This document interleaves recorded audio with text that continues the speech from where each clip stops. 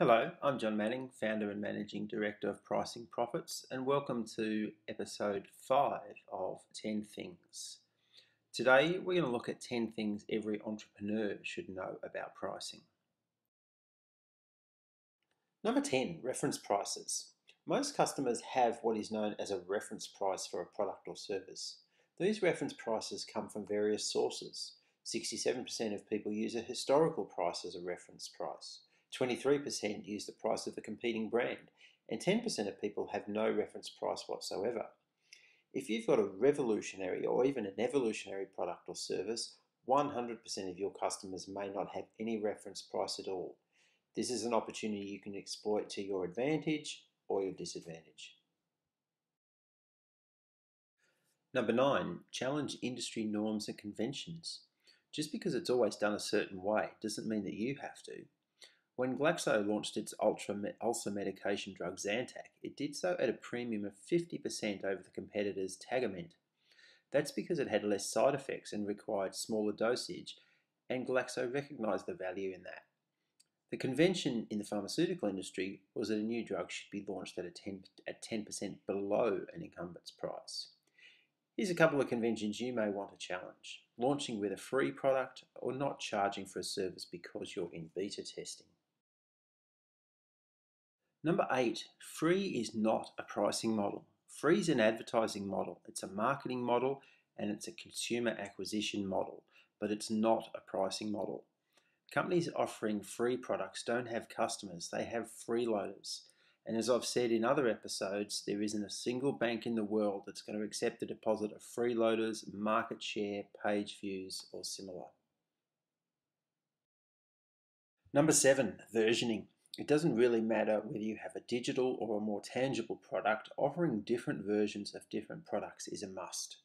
It ensures you have a product with the right features for every customer at the right price.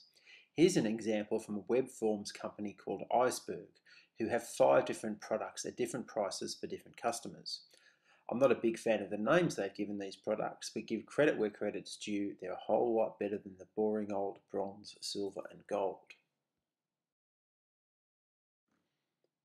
Number 6, offer more than one pricing model. There's no rule that says you have to offer your product and services using one pricing model exclusively. Offer 2 and let the customer choose or self-select which one they prefer. i2 Technologies was a vendor of supply chain software before they got taken over, which they offered using a traditional software pricing model as well as offering it on a performance basis, whereby part of what the client pays is based on the profit improvement that the software generates.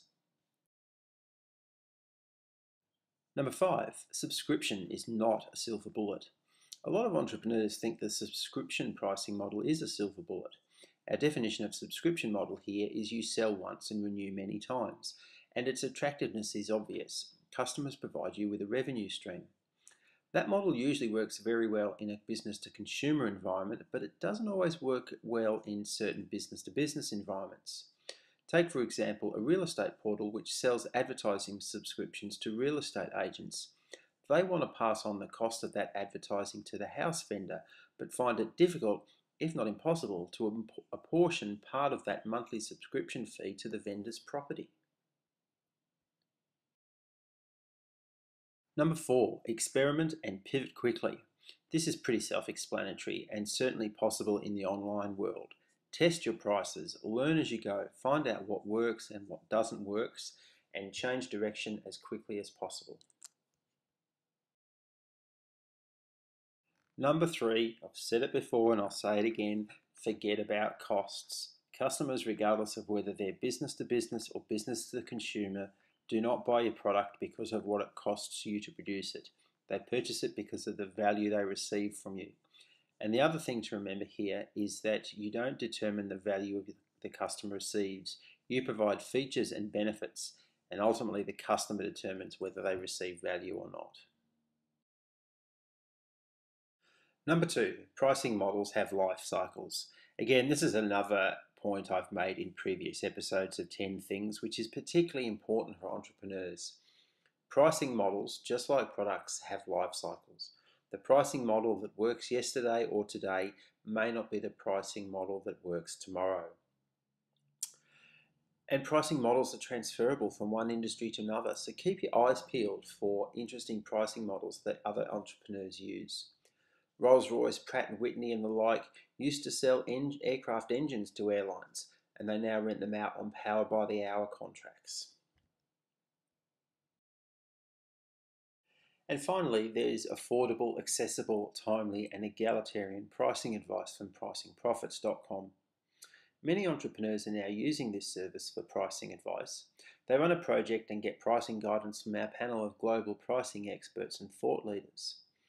When we ask them why they use the service, one of the reasons consistently mentioned is because when they're pitching their businesses to venture capitalists, they want to be confident in the knowledge that they have a best-in-class pricing strategy. Log on to PricingProphets.com to get more information. If you want to hear a bit more about this topic, you can hear me in conversation with Craig Griffiths from Ask Find Buy. Just log on to askfindbuy.com and follow the directions to the podcast, or search the podcast section of the iTunes store for Making Business and Sales Work. Thanks for watching. I'm Jon Manning, founder and managing director of PricingProphets.com, and I look forward to talking to you in the next episode of 10 Things. Happy pricing.